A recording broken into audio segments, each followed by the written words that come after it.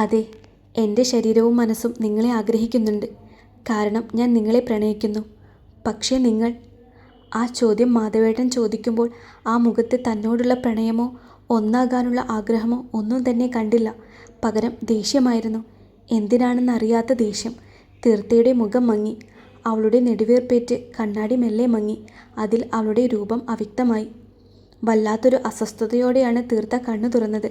അടിവയറ്റിൽ എന്തോ കൊളുത്തി പിടിക്കുന്നത് പോലെ. വയറിൽ അമർത്തി പിടിച്ചുകൊണ്ടവൾ ബെഡിൽ എഴുന്നേറ്റിരുന്നു. നേരം പുലർന്നിട്ടില്ല. ഇനിയും നാഴികകൾ ബാക്കി. കർട്ടൻ നീങ്ങിയ ജനലിലൂടെ പുറത്തെ ഇരുട്ടിലേക്ക് അവൾ നോക്കി. എന്താ ഇപ്പോൾ ഇങ്ങനെയൊരു വേദന? പീരിയഡ്സ് ആയോ? അതിന് ഡേറ്റ് ആവുന്നതല്ലേ ഉള്ളൂ. ബെഡ് റെസ്റ്റിൽ ചാരിയിരുന്നു കൊണ്ട് അവൾ കണക്ക് കൂട്ടി. ഇനിയും ഒരാഴ്ച കൂടെയുണ്ട്. പക്ഷേ ഈ വേദന പതിവില്ലാത്തതാണല്ലോ. തീർത്ത ബെഡിൽ നിന്നും ഇറങ്ങി ബാത്റൂമിലേക്ക് നടന്നു. തീർത്ത വിചാരിച്ചതുപോലെ ചുവപ്പ് തുള്ളികൾ അവളുടെ അടിവസ്ത്രത്തിൽ തെളിഞ്ഞു നിന്നു. അതിലേക്ക് നോക്കി അവൾ നെടുവീർപ്പിട്ടു. വന്നിട്ട് 1 മാസത്തോളമായെങ്കിലും ഈ വീടും ഈ വീട്ടുകാരും, എന്തിനേറെ കൂടെ കിടക്കുന്നവൻ പോലും അപരിചിതത്തിൻ്റെ മൂടുപടത്തിൽ നിന്നും പുറത്തേക്ക് വന്നിട്ടില്ല. അങ്ങനെയുള്ളപ്പോൾ ഇതൊക്കെ എങ്ങനെയാവുമോ ആവോ. ഇത്രയും കാലം ആർത്തവ ദിനങ്ങൾ എല്ലാ ദിവസങ്ങളെയും പോലെയാണ്.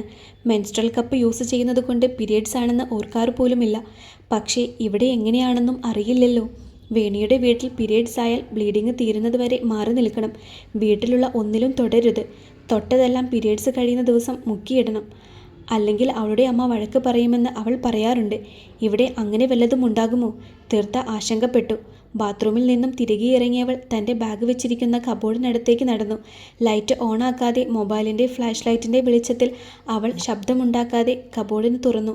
അതിൽ നിന്നും മെൻസ്ട്രൽ കപ്പിൻ്റെ ബോക്സും എടുത്ത് തിരിഞ്ഞതും മുൻപിൽ മാധവ്. ഒട്ടും പ്രതീക്ഷിക്കാതിരുന്നതുകൊണ്ട് പെട്ടെന്ന് കണ്ടപ്പോൾ അവൾ ഞെട്ടിപ്പോയി. കയ്യിലിരുന്ന ഫോണും ബോക്സും താഴേക്ക് വീണു. ആ മുറിയാകെ ഇരുണ്ടു. നിലച്ചുപോയ ശ്വാസം വീണ്ടെടുക്കാനായി തീർത്ത വായ തുറന്ന് ശ്വാസം ഉള്ളിലേക്കെടുക്കാൻ ശ്രമിച്ചു.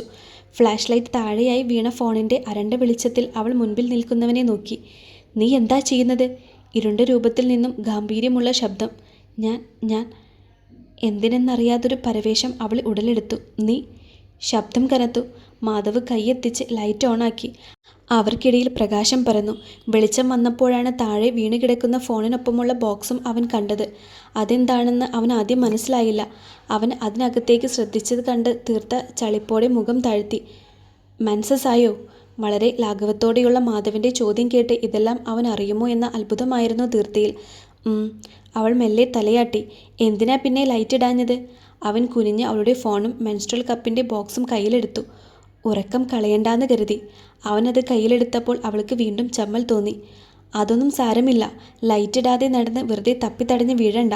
മാധവ് ഫോണും ബോക്സും അവളുടെ കയ്യിലേക്ക് കൊടുത്തുകൊണ്ട് ബെഡിനടുത്തേക്ക് നടന്നു. തീർത്ത വേഗം തന്നെ ബാത്റൂമിലേക്ക് നടന്നു. എന്തായാലും ഇതിനെപ്പറ്റിയൊക്കെ വിവരമുള്ളത് നന്നായി. അല്ലെങ്കിൽ താനിതെങ്ങനെ വിശദീകരിച്ചു കൊടുക്കും? ചിരിച്ചുകൊണ്ടവൾ ബാത്റൂം ഡോർ തുറന്ന് അകത്തേക്ക് കയറി. ഇതിപ്പോൾ മാസം 1 മഹേശ്വർ കണ്ണു തുറന്നപ്പോൾ കലണ്ടറിൽ നോക്കി എന്തോ പിറുപിറുക്കുന്ന പാർവതിയെയാണ് കണ്ടത്. എന്താടോ? കണ്ണ് തിരുമ്മിക്കൊണ്ടയാൾ എഴുന്നേറ്റിരുന്നു. അല്ലേട്ടാ, 1 മാസം കല്യാണം കഴിഞ്ഞിട്ട്. ഇതുവരെയായിട്ടും പുറത്തായ കാര്യമൊന്നും അവൾ പറഞ്ഞത് കേട്ടില്ല. പ്രതീക്ഷിക്കാൻ വകയുണ്ടെന്ന് തോന്നുന്നു. പാർവതിയുടെ കണ്ണുകൾ തിളങ്ങി. എടോ, അവരൊന്ന് ജീവിച്ചു തുടങ്ങട്ടെ, എന്നിട്ട് പോരെ ഇതൊക്കെ. ഇപ്പോൾ തന്നെ കുഞ്ഞും കുടുംബവും ഒക്കെ ആയിക്കഴിഞ്ഞാൽ ബുദ്ധിമുട്ടല്ലേ? അല്ലെങ്കിൽ തന്നെ ഇപ്പോഴത്തെ പെൺകുട്ടികളൊന്നും കല്യാണം കഴിഞ്ഞാൽ വേഗം പ്രഗ്നൻ്റ് ആവാനൊന്നും ആഗ്രഹിക്കുന്നവരല്ല. മഹേശ്വർ പറഞ്ഞത് കേട്ട് പാർവതിയുടെ മുഖമിരുണ്ടു. പിന്നെ അവളിവിടെ കെട്ടിലമ്മയായി വാഴ്ത്തിക്കാനല്ലേ കെട്ടിക്കൊണ്ടുവന്നത്? ആ കുഞ്ഞ് ജനിച്ചു കഴിഞ്ഞാൽ ആ നിമിഷം അവളെ ഇവിടെ നിന്നും പടിയിറക്കും.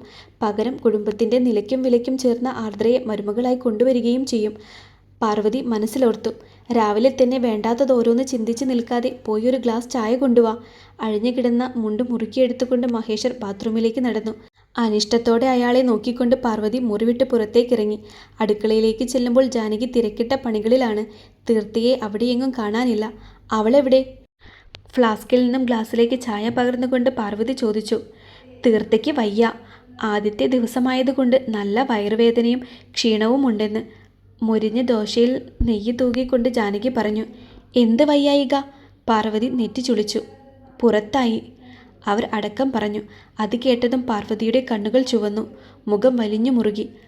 അവർക്ക് വല്ലാത്ത നിരാശയും ദേഷ്യവും തോന്നി. എന്താ ചേച്ചി? പാർവതിയുടെ മുഖം മാറിയത് കണ്ട് ജാനകി ചോദിച്ചു. അവൾ റെസ്റ്റ് ചെയ്യാൻ പോയാൽ ഇവിടുത്തെ കാര്യങ്ങൾ ആര് നോക്കും? എല്ലാ മാസവും ഉണ്ടാകുന്ന കാര്യം തന്നെയല്ലേ. അപ്പോഴൊന്നും ഇല്ലാത്ത വിഷമം വയ്യായികയും ഇപ്പോൾ എന്താ? മര്യാദക്ക് വന്ന് പണികൾ തീർക്കാൻ പറ, കെട്ടിലമ്മ ചമഞ്ഞിരിക്കാതെ. പാർവതി ദേഷ്യത്തിൽ പുലമ്പി. അതിന് ഇവിടുത്തെ പണികൾ എടുക്കുന്നത് ഞാനല്ലേ? പുരികമുയർത്തിക്കൊണ്ട് ജാനകിയുടെ ചോദ്യത്തിന് മുൻപിൽ പാർവതി ഒരു നിമിഷം പതറി. പിന്നെ രൂക്ഷമായി ജാനകിയെ നോക്കിക്കൊണ്ട് അവർ അമർത്തി ചവിട്ടി ഹാളിലേക്ക് പോയി. ഈ ചേച്ചിക്ക് ഇതെന്താ? ആദ്യമൊക്കെ അടുക്കളയിൽ എന്തെങ്കിലുമൊക്കെ സഹായിക്കുമായിരുന്നു. ഇപ്പോൾ തീർത്ത വന്നതിൽ പിന്നെ അടുക്കളയിലേക്ക് തിരിഞ്ഞു നോക്കാറ് പോലുമില്ല. എന്നിട്ടാണ് വലിയ കാര്യം പറയുന്നത്. എല്ലാത്തിനും തന്നെ പറഞ്ഞാൽ മതി. ചെറുപ്പം മുതലേ എല്ലാം നിശബ്ദമായി സഹിച്ചു നിന്ന് കൊടുത്തതുകൊണ്ടാണല്ലോ ഇതൊക്കെ അനുഭവിക്കേണ്ടി വരുന്നത്. നെടുവീർപ്പിട്ടുകൊണ്ട് ജാനകി അടുത്ത തവി മാവെടുത്ത് ദോശക്കല്ലിൽ ചുറ്റിച്ചു. ഉറക്കമുണർന്ന മാധവ് ബെഡിനോരത്തായി കിടന്ന തീർത്തയെ കണ്ട് ഒന്ന് നെറ്റി ചുളിച്ചു. കാരണം ഈ കിടപ്പ് പതിവില്ലാത്തതാണ്. മിക്കപ്പോഴും താൻ ഉണരുന്നതിന് മുൻപേ കുളി കഴിഞ്ഞവൾ അടുക്കളയിലേക്ക് പോയിട്ടുണ്ടാകും. ജാനകി കൊടുത്ത ഹോട്ട് വാട്ടർ ബാഗ് അടിവയറ്റിൽ അമർത്തി പിടിച്ചു കിടക്കുകയാണ് തീർത്ത. പതിവില്ലാതെ ഈ മാസം മാത്രം വല്ലാത്ത വേദനയും ബുദ്ധിമുട്ടും. സ്ട്രെസ്സിൻ്റെ ആവും. അടിവയറൊന്ന് കൊളുത്തി പിടിച്ചപ്പോൾ അവളൊന്ന് ഞെരുങ്ങി. വയ്യേ? അവൻ മുട്ടുകൈ കുത്തി അവൾക്ക് നേരെ തിരിഞ്ഞു കിടന്നു. മാധവിൻ്റെ ശബ്ദം കേട്ട് അവൾ തലചിരിച്ചു നോക്കി. കുഴപ്പമൊന്നുമില്ല. തളർന്ന ശബ്ദത്തിൽ അവൾ പറഞ്ഞു. പിന്നെന്താ കിടക്കുന്നത്? അടുത്ത ചോദ്യം. ഒന്നുമില്ല. അവൾ എഴുന്നേൽക്കാൻ ശ്രമിച്ചു. കിടന്നോ, ഞാൻ വെറുതെ ചോദിച്ചതാ. അതും പറഞ്ഞുകൊണ്ട് മാധവ് ബെഡിൽ നിന്നും എഴുന്നേറ്റു. തീരെ വയ്യെങ്കിലും അവൻ അങ്ങനെ ചോദിച്ചതുകൊണ്ട് തീർത്തയും എഴുന്നേറ്റു. താൻ കിടക്കുന്നത് മാധവിന് ഇഷ്ടപ്പെട്ടില്ലെന്ന് അവൾക്ക് തോന്നി. താൻ അങ്ങനെ കിടക്കുന്ന പതിവില്ലല്ലോ, അതുകൊണ്ട് ഞാൻ ചോദിച്ചതാണ്. വയ്യെങ്കിൽ താൻ കിടന്നോ. ആയാസപ്പെട്ട് അവൾ എഴുന്നേൽക്കുന്നത് കണ്ട് അവൻ പറഞ്ഞു. സാരമില്ല. ഹോട്ട് വാട്ടർ ബാഗ് അവൾ ടേബിളിലേക്ക് വെച്ചു. കണ്ണട എടുത്ത് വെച്ചുകൊണ്ട് അവൻ ഫ്രഷ് ആവാനായി ബാത്റൂമിലേക്ക് നടന്നപ്പോൾ തീർത്ത റൂം തുറന്ന് പുറത്തേക്കിറങ്ങി. ഇന്ന് ജോലിക്ക് പോയി തുടങ്ങണം. പക്ഷേ ഈ വയർവേദനയും വെച്ച് 2 ബസ് മാറിക്കേറി എങ്ങനെ പോകും? തീർത്ത വല്ലാതെ മടുപ്പ് തോന്നി. എവിടെയെങ്കിലും ചുരുണ്ടുകൂടി കിടന്നാൽ മതി. അവൾ നെടുവീർപ്പിട്ടു. ഡി. അടുക്കളയിലേക്ക് നടക്കുമ്പോഴാണ് പിറകിൽ നിന്നും പാർവതിയുടെ കനത്ത ശബ്ദം കേട്ടത്. തീർത്ത തിരിഞ്ഞു നോക്കി. ആദ്യമായിട്ടാണ് പാർവതി അവളെ എടി എന്ന് വിളിക്കുന്നത്. അതിൻ്റെ ഒരു പകപ്പ് ആ മുഖത്തുണ്ടായിരുന്നു. എല്ലാ മാസവും ഉണ്ടാവുന്നത് തന്നെയല്ലേ?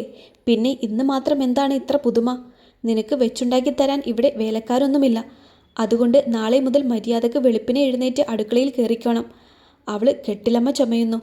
പാർവതിയുടെ വാക്കുകൾ ശരം കണക്കെ അവളുടെ ഹൃദയത്തിൽ തുളഞ്ഞു കയറി. ആ മുറിവുകളിൽ നിന്നും രക്തം വാർന്നൊഴുകുന്നു. ഉള്ളിൽ നിന്നും തികട്ടി വന്ന സങ്കടം അണപൊട്ടി പുറത്തൊഴുകാതിരിക്കാൻ അവൾ ചുണ്ടുകൾ കടിച്ചമർത്തി. വീണ്ടും എന്തോ പറയാൻ തുടങ്ങിയ പാർവതി അച്ചമ്മ വരുന്നത് കണ്ട് അത് വേണ്ടെന്ന് വെച്ചുകൊണ്ട് അവളോട് അടുക്കളയിലേക്ക് പോകാൻ കണ്ണുകൊണ്ട് കാണിച്ചു. ഈറയായ കൺപീളികൾ അമർത്തി തുറച്ചുകൊണ്ട് തീർത്ത അടുക്കളയിലേക്ക് നടന്നു. ഉള്ളിൽ നിന്നും തികട്ടി വരുന്ന ഗദ്ഗതം അപ്പോഴും അവളെ ശ്വാസം മുട്ടിച്ചുകൊണ്ടിരുന്നു. തീർത്ത ഇന്ന് ഓഫീസിൽ പോകുന്നില്ലേ? കഴിച്ചെഴുന്നേൽക്കാൻ നേരമാണ് മഹേശ്വർ ചോദിച്ചത്. അത് കേട്ടതും പാർവതിയുടെ മുഖമിരുണ്ടു. അവളെ ജോലിക്ക് വിടാഞ്ഞിട്ട് ഇയാൾക്ക് എന്തിൻ്റെ കേടാണ്? അവൾ ചുണ്ടിനടിയിലിട്ട് പിറുപിറുത്തു. പോകുന്നില്ലേ? മാധവ് അവളെ നോക്കി. പോകണോ വേണ്ടയോ എന്നുള്ള ആശയക്കുഴപ്പത്തിലായിരുന്നു തീർത്ത. കഴിച്ച് വേഗം റെഡിയായി പോകാൻ നോക്ക്. എന്തിനാ വെറുതെ ഒരു ദിവസം കളയുന്നത്? അച്ചമ്മ ചോദിച്ചു. അവൾ തലയാട്ടി. മോഹ, നീ ഇന്ന് ഓഫീസിലേക്കല്ലേ? തീർത്തയും കൊണ്ടുപോ. ഇനി ആ കുട്ടി വേറെ ബസ് പിടിച്ച് വരണ്ടല്ലോ. ചേട്ടൻ പറഞ്ഞത് കേട്ട് അനിഷ്ടത്തോടെയാണെങ്കിലും മോഹൻ തല കുലുക്കി. മോഹൻ സാറിൻ്റെ ഒപ്പം ഓഫീസിലേക്ക് പോകുന്നത് തീർത്തയ്ക്ക് അത്ര താല്പര്യമുണ്ടായിരുന്നില്ല. പക്ഷേ മാധവേട്ടൻ്റെ അച്ഛൻ പറഞ്ഞതുകൊണ്ട് മാത്രം അവളും അതിന് സമ്മതിച്ചു. മാധവ് പോയി കഴിഞ്ഞതിന് ശേഷമാണ് തീർത്ത റെഡിയായി ഇറങ്ങിയത്.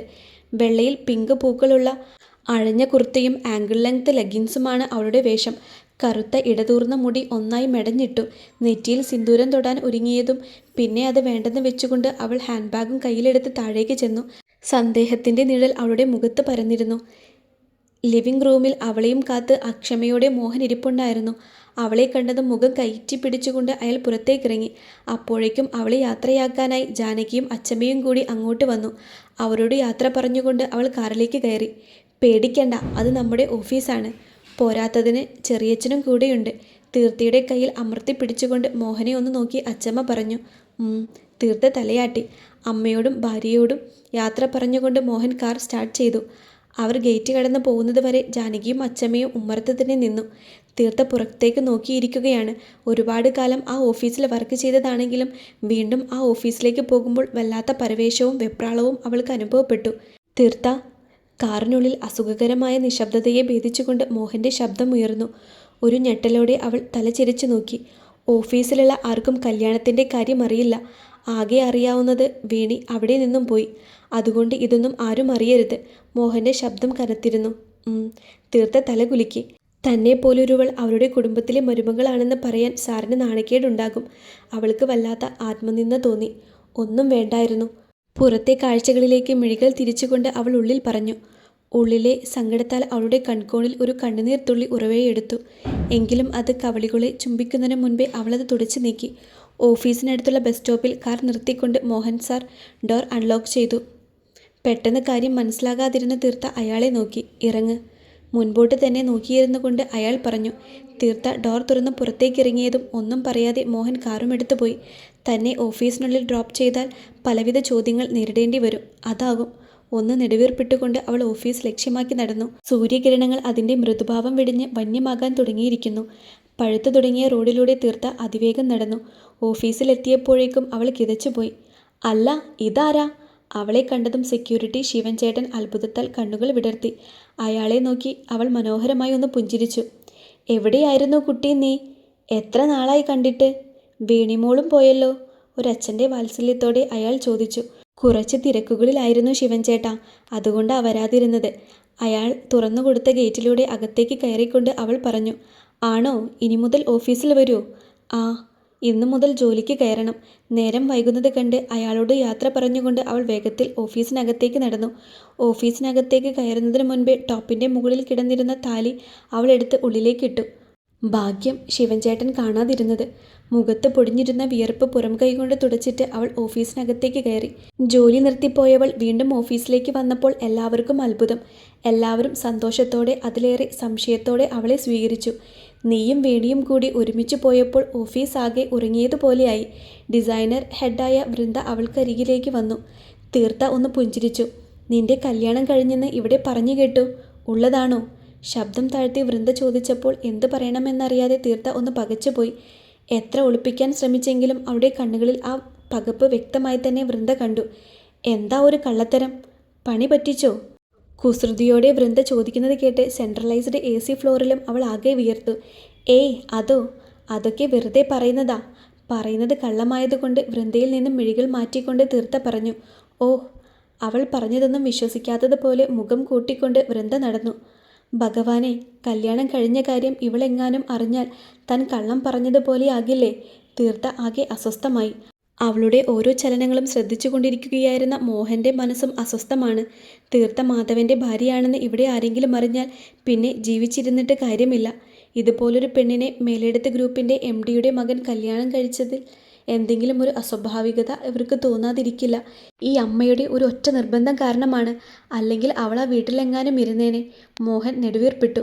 നാളുകൾക്ക് ശേഷം ഓഫീസിൽ വന്നതിൻ്റെ അങ്കലാപ്പ് തീർത്തയുടെ ഓരോ പ്രവൃത്തികളിലും ഉണ്ടായിരുന്നു. പോരാത്തതിന് പീരിയഡ്സിൻ്റെ ബുദ്ധിമുട്ടുകളും. ചെയ്യുന്ന ജോലികളിലൊന്നും അവൾക്ക് ശ്രദ്ധിക്കാൻ കഴിയുന്നുണ്ടായിരുന്നില്ല. തല വല്ലാതെ പെരുത്തു തുടങ്ങിയപ്പോൾ അവൾ നോക്കിക്കൊണ്ടിരുന്ന ഫയൽ മാറ്റിവെച്ചുകൊണ്ട് ടേബിളിൽ മുഖമമർത്തി കിടന്നു. പതിയെ കണ്ണുകൾ മാറിപ്പോയി. തീർത്ത! ആരോ തൻ്റെ പേര് വിളിക്കുന്നത് കേട്ട് അവൾ ഞെട്ടി എഴുന്നേറ്റു. മുൻപിൽ നിൽക്കുന്ന മോഹൻ സാറിനെ കണ്ട് അവൾ വിളറി വിയർത്തുപോയി. Come to my office. ഗൗരവത്തിൽ അത്രയും പറഞ്ഞുകൊണ്ട് അയാൾ തിരിഞ്ഞു നടന്നു. തീർത്ത ചുറ്റും നോക്കി. എല്ലാവരുടെയും ശ്രദ്ധ തന്നിലാണ്. താഴ്ന്നുപോയ ശിരസുമായി അവൾ MDയുടെ ക്യാബിനിലേക്ക് നടന്നു. ഓഫീസ് ടൈമിൽ ഉറങ്ങാൻ പാടില്ലെന്നറിയില്ലേ? കല്ലിച്ച ശബ്ദത്തിൽ അയാൾ ചോദിച്ചത് കേട്ട് തീർത്ത മുഖമുയർത്താതെ നിന്നു. നീ മാധവിൻ്റെ ഭാര്യയാണെന്ന് കരുതി അതിൻ്റെ യാതൊരുവിധ പരിഗണനയും ഇവിടെ കിട്ടില്ല. നിന്റെ ജോബ് പൊസിഷൻ എന്താണ്? ആ ഒരു വില മാത്രമേ നിനക്ക് ഇവിടെയുള്ളൂ. അതുകൊണ്ട് പഴയതുപോലെ മര്യാദക്ക് ജോലി ചെയ്യാനാണെങ്കിൽ മാത്രം ഇങ്ങോട്ട് വന്നാൽ മതി. അല്ലെങ്കിൽ വീട്ടിൽ തന്നെ ഇരുന്നോളണം. മോഹൻ്റെ വാക്കുകൾക്ക് പതിവിലും മൂർച്ച. അത് തീർത്തയുടെ ഹൃദയത്തിൽ ആഴത്തിൽ പതിക്കുകയാണ്. അതികഠിനമായ വേദനയാൽ അവളുടെ ഹൃദയം പിടഞ്ഞുകൊണ്ടിരുന്നു. Sorry sir. ഇടർച്ചയോടെ അവളുടെ നാവിൻ തുമ്പിൽ നിന്നും ആ 2 വാക്കുകൾ ഉതിർന്നു വീണു. പൊയ്ക്കോ. ദേഷ്യത്തോടെ റിവോൾവിംഗ് ചെയറിൽ അമർന്നുകൊണ്ട് മോഹൻ പറഞ്ഞു. ഉള്ളിൽ നിന്നും തികട്ടി വരുന്ന സങ്കടം ചുണ്ട് കടിച്ച് പിടിച്ച് നിയന്ത്രിച്ചുകൊണ്ട് തീർത്ത ക്യാബിൻ്റെ ഡോർ തുറന്ന് പുറത്തേക്കിറങ്ങി. അവൾക്കുള്ളിൽ ദുഃഖമുരുകി. ഒന്ന് പൊട്ടിക്കരയാൻ അവൾ അതിയായി ആഗ്രഹിച്ചു. വൈകുന്നേരം തീർത്ത ബസ്സിനാണ് മേലിടത്തേക്ക് തിരിച്ചു പോയത്. തിരികെ ആ വീട്ടിലേക്ക് ചെന്ന് കയറുന്നതിനെക്കുറിച്ച് ആലോചിക്കുമ്പോൾ തന്നെ അവൾക്ക് മനസ്സുമടുത്തു. എന്തിനു വേണ്ടിയായിരുന്നു താൻ ഇങ്ങനെയൊരു സാഹസത്തിന് മുതിർന്നത്? എന്തു നേടി? അക്കൗണ്ടിലുള്ള 10 ലക്ഷം രൂപയോ? അതോ മേലിടത്തുകാര് അനന്തരാവകാശിയെ പ്രസവിച്ചു കൊടുക്കുമ്പോൾ കിട്ടുന്ന 3 കോടി രൂപയോ? അതിന് പകരം താൻ നൽകിയതെന്താ? തൻ്റെ ജീവൻ, തൻ്റെ ജീവിതം. തൻ്റെ സന്തോഷങ്ങൾ, സമാധാനങ്ങൾ, ശിവവും ഒന്നിച്ചുള്ള നിമിഷങ്ങൾ, ഇതിനെല്ലാം പകരമാകുമോ ആ 3 കോടി രൂപ? ബസിൻ്റെ വിൻഡോയിൽ തലമുട്ടിച്ചുകൊണ്ട് അവൾ ചുവപ്പ് കലർന്നു തുടങ്ങിയ തരിശമായ ആകാശത്തേക്ക് നോക്കി നെടുവീർപ്പിട്ടു.